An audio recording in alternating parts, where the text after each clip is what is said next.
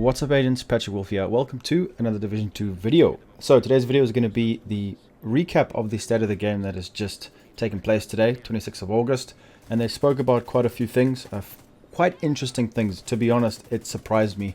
I wasn't expecting the state of the game to be as good as it was. To be honest, I thought it was just going to be, hey, we've improved Rainbow Loot, and then for it to not actually have been improved, and then for them to announce that someone's made a new cosplay. But it was actually better than I thought, way better than last week's one, so I do recommend this time take a look at it. I'll leave a link below. Just go to Ubisoft North America and go have a check.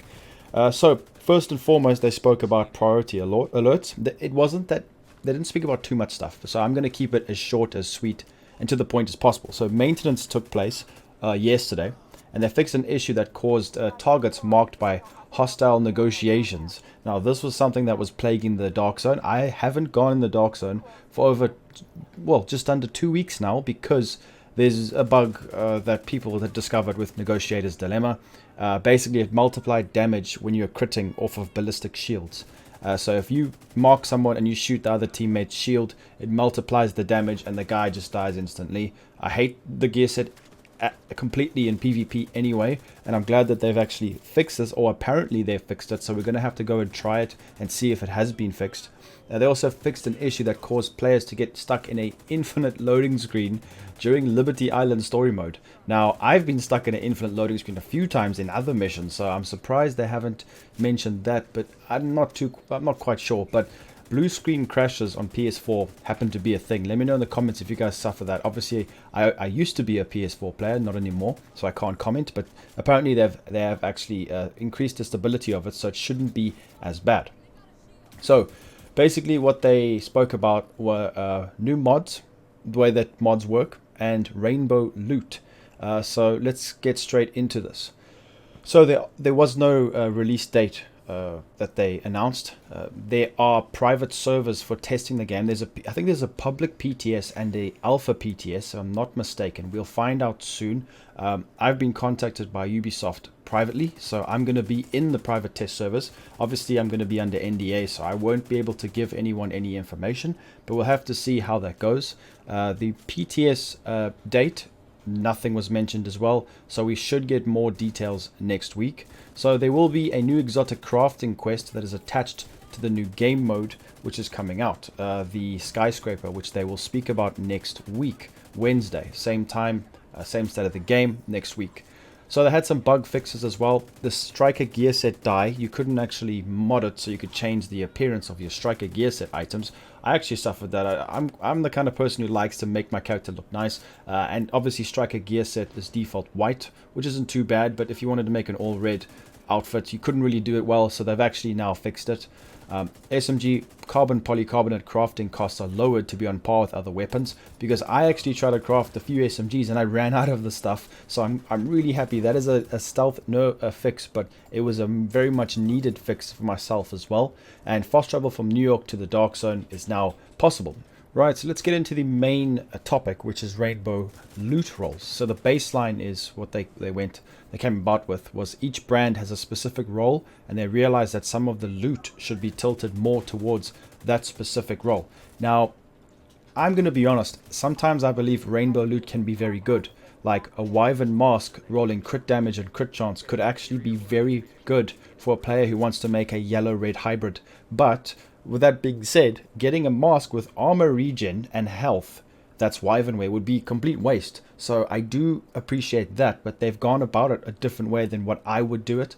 They also need to take into account that some items are specifically set up to fit towards more hybrid builds, like I just said. So the new system should help players that build towards a specific color, red, blue, but also not making it worse for players that are specifically looking for multi-colored roles. So let's take a look at a little clip from the actual state of the game. Yeah, I put that in quotation marks because it's not our term. It's a it's a community term. So, but we're just rolling with it now. No pun intended. Take us through it. Yeah. So here you have the part of the item that we're talking about, right? So the core attribute is a red core weapon damage. I'm going to give this entire example based on a red core, but of course it's also true for yellows and blues. So how it works now, the core attribute is red. and then the first attribute and the second attribute below that are actually completely random. There's no weighing in there. So that means that you can get a rainbow drop that has all three colors. It can have two colors. It can have, you know, one color and everything is red, but there's no weighing in there, and that's what we're going to change. So if you show the next slide, these are basically the options, right? For the first random attribute, there's 4 attributes per color, so there's 12. So you have, if you go to the next one, you have basically an 8.3% chance of any of these attributes happening, and that means a 33.3% chance of something being of a certain color. So that, again, there's absolutely no weighing in there. So we talked about, okay, if we do add weighing and still want randomness in here and variation, then what should we do to make that happen? So what we're going to do is actually add weighing to the first random attribute, making sure that we can decide on a percentage of chance that that one is going to be of the same color as the core attribute. So what that means, if you go to the next, yeah. So we thought long about what that percentage should actually be. First, we were kind of settled on like, yeah, maybe 50-50 chance, you know, that happens. But, you know, 50% up from 33.3% is not that much experience-wise. So what we're actually going to try on PTS is making sure that the first random attribute is 100% chance the same color as the core attribute. Which means that there's a 25% chance that you get the particular red attribute that you're looking for.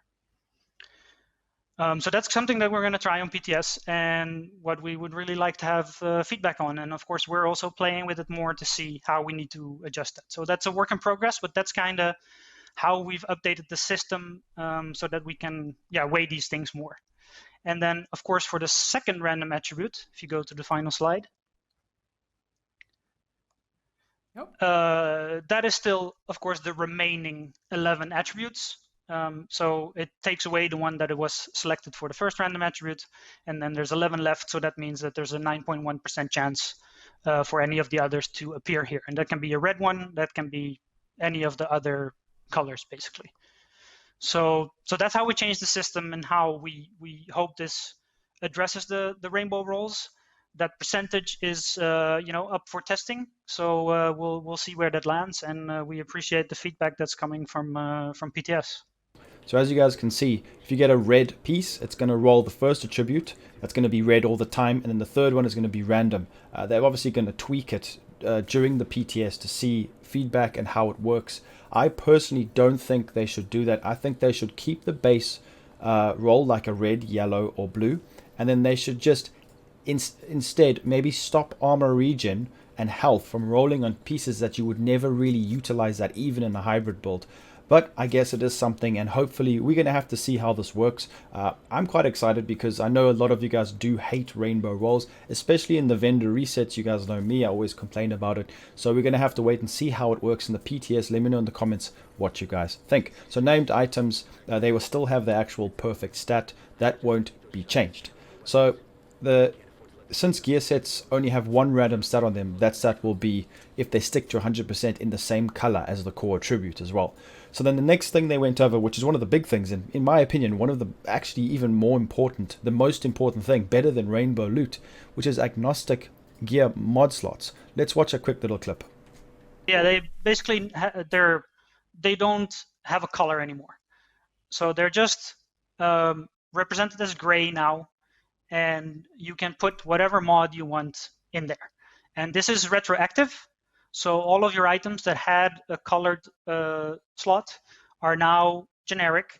And if you had recaled that particular thing on the item, the recal mark will be removed. So the item doesn't count as recalibrated anymore.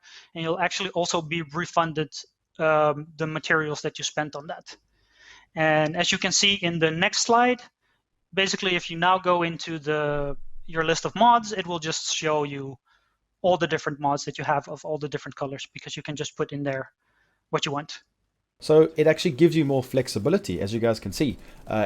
So many times I've actually re-rolled my mod slots after getting the god roll piece, because, for example, a mask that's a certain brand set like Cheska, which is a crit, like very good for crit and hazard protection builds, good in PvP.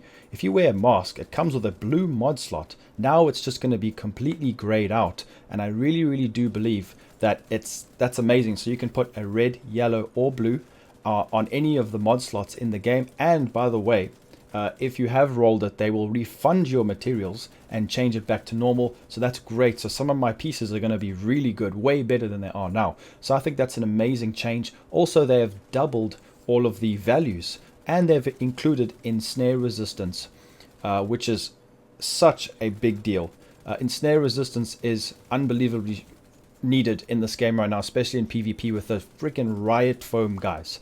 So I am so happy with that. Ensnare resistance is going to be great, and the values are doubled, so you can get 20% rolls. So you can get 60%, for example, burn resistance from just rolling in every mod, which is really strong.